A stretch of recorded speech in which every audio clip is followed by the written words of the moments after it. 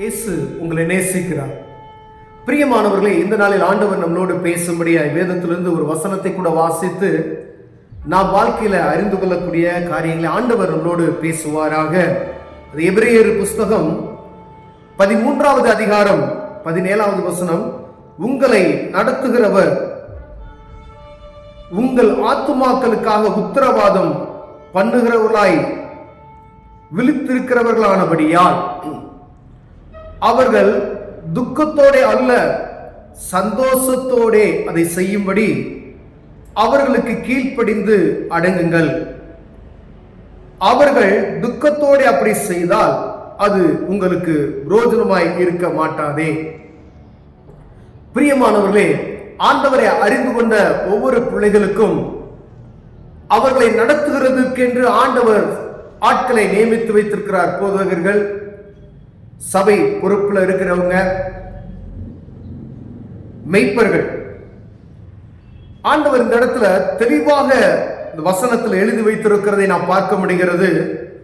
உங்களை நடத்துகிறவர்கள் யாரா இருந்தாலும் சரி, உங்க போதகர், அவங்களை நடத்துறவங்கள உங்கள் ஆத்துமாக்களுக்காக அவங்க என்ன செய்யறாங்களா, உத்தரவாதம் பண்ணுகிறவர்களாய் விழித்திருக்கிறவர்களாய் ஆனபடியால் ஒரு தனிப்பட்ட மனிதனுடைய ஆத்மாவுக்கு அவங்க தான் உத்தரவாதி. யார் உங்களை ரட்சிப்புகளை நடத்தி ஒரு சபையில் அங்கத்தினர் இருக்கீங்களோ அந்த ஆத்மாவுக்கு அவங்க தான் உத்தரவாதி.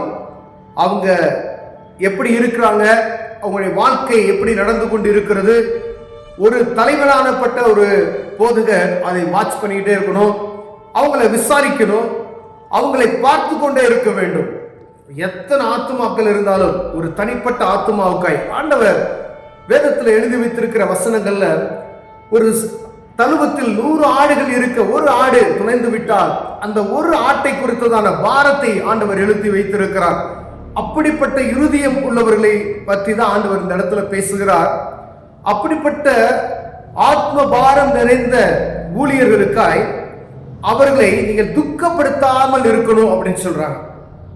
அவர்கள் துக்கத்தோட அல்ல சந்தோஷத்தோட அதை செய்யும்படி அவர்களுக்கு கீழ்ப்படிந்து அடங்குங்கள்.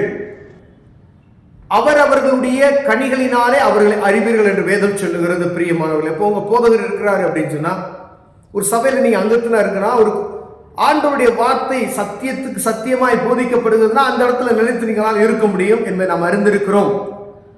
அப்படி இருந்து அப்படி உங்களுக்கு சுவிசேஷத்தை கருத்தாய் போதித்து இந்த பரலோகத்துக்கு ஏற்ற பாதையில உங்களை நடத்துகிற ஒவ்வொரு ஊழியக்காரங்களுக்கும் நீங்க அடங்கி அவர்களுக்கு கீழ்ப்படிந்து இருக்க வேண்டும் என்று வேதம் சொல்லுகிறது. பிரியமானவர்களே, அப்படியானால் அவர்கள் சொல்லுகிற ஒவ்வொரு வார்த்தையும் நம்முடைய ஆவிக்குரிய வாழ்க்கைக்கு, நம்முடைய உலகப்பிரமான வாழ்க்கைக்கு பிரோஜனமுள்ளதா இருக்கும் என்பதை நாம் மறந்து போய்விடாதபடி எச்சரிக்கையா இருக்கும்படி ஆண்டவர் நம்மளோடு பேசுகிறார். ஐயா, ஒவ்வொரு போதகர்களும் அவருடைய ஆத்மாக்களுக்காய் எடுத்துக்கொள்ளுகிற முயற்சிகள், இந்த ஆத்மா வெளியேற பெற்றது. ஒரு மனிதன் ரட்சிக்கப்படுவது பூமியில எவ்வளவு இன்பமானது, ஆனது பரலோகத்தில் ஒரு சந்தோஷம் உண்டாகும் என்று எழுதி வைத்திருக்கிறார். பிரியமானவர்களே, அந்த ஆத்மா குறித்ததான பாரம் நிறைந்த ஊழியர்களில் நீங்கள் துக்கப்படுத்தாதபடிக்கு அவருடைய வார்த்தைகளுக்கு செவி கொடுத்து நடத்தணும். கண்டிப்பா அப்போ அவங்க கீழ்ப்படிந்து அவங்க சொல்லுகிற காரியங்களுக்கு ஏன் அவருடைய கனிகளினாலே அவர்களை அறிவீர்கள் என்று சொன்னதான். இப்ப அவங்க சொல்லுகிற நீங்க பைபிள் வாசிக்கணும். கண்டிப்பா வேத புத்தகத்தை நீங்கள் வாசிக்காதபடிக்கு ஒரு காரியத்தையும் நீங்கள் அறிந்து கொள்ள முடியாது.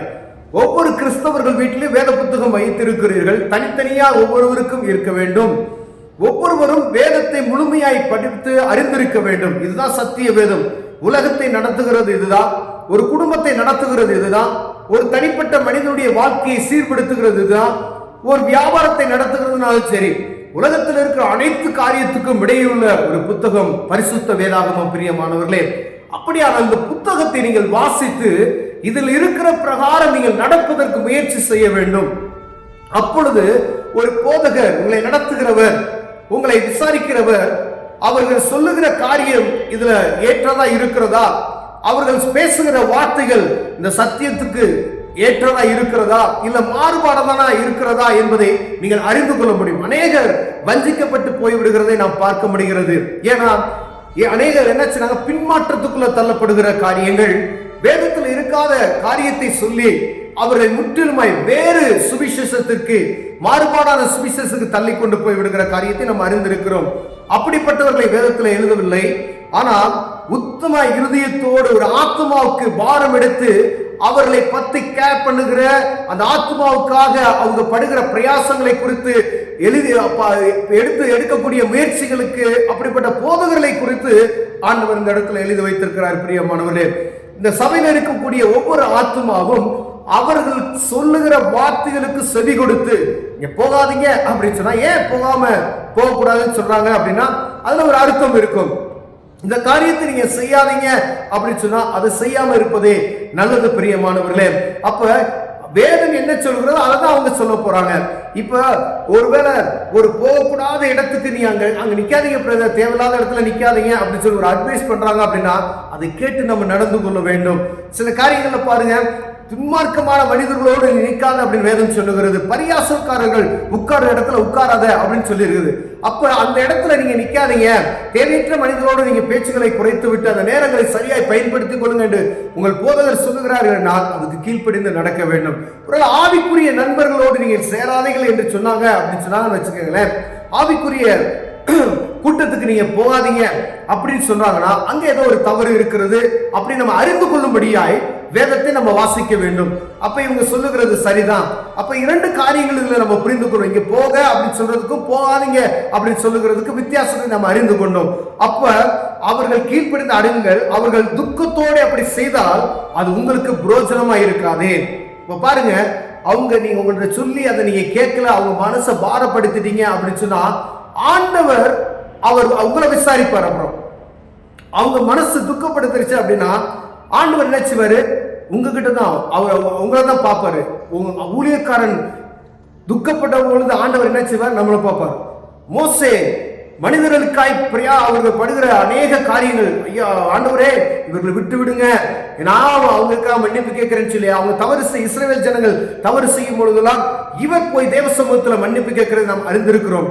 ஒரு விஷயம் அவங்க விட்டுட்டாங்கன்னு வச்சுக்கோங்களேன், அழித்து போட்டு விடுவார். விடு மோசே, இல்லை நான் அழித்து விடுகிறேன் என்று சொல்லுகிறது அநேக இடங்களில் நாம் வாசிக்க முடிகிறது. பிரியமானவர்களே, ஆனாலும் தலைமைத்துவத்தில் இருக்கிற மோசையானவர் அந்த ஆத்துமாக்களுக்காய் பரிந்து பேசி, ஆண்டவரை விட்டுருங்க, இவர்களை அழைத்து வந்தது, இவர்களை தெரிந்து கொண்ட இந்த காரியம் எவ்வளவு மேன்மையானது, ஆண்டவரே நீ வல்லமையுள்ள தேவன், இவர்களை ஆண்டவரை நடத்தி மற்றவங்க தூசித்து விடாதபடி இவர்களை நீ அழிக்க வேணாம், விட்டுருங்க அப்படின்னு சொல்லி மன்றாடுகிற மோசைகளை போல அநேக ஊழியர்கள் உண்டு. பிரியமானவர்களே, அதனால உங்க ஊழியர்களை நீங்கள் துக்கப்படுத்தாதபடிக்கு அவர்களுக்கு நீங்க செவி கொடுத்து நடப்பீர்களானால் கர்த்தர் உங்களை ஆசீர்வதிக்க வல்லமையுள்ளவராக இருக்கிறார்.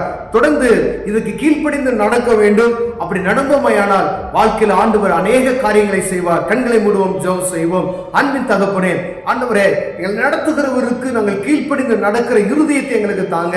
ஆண்டவரே, வேத புத்தகத்தை அனுதினமும் வாசித்து சத்தியத்தை அறிந்து கொள்கிற கிருபை எங்களுக்கு தாங்க நான் ஜெபிக்கிறேன். இயேசுவின் நாமத்தில் பிதாவே, ஆமென்.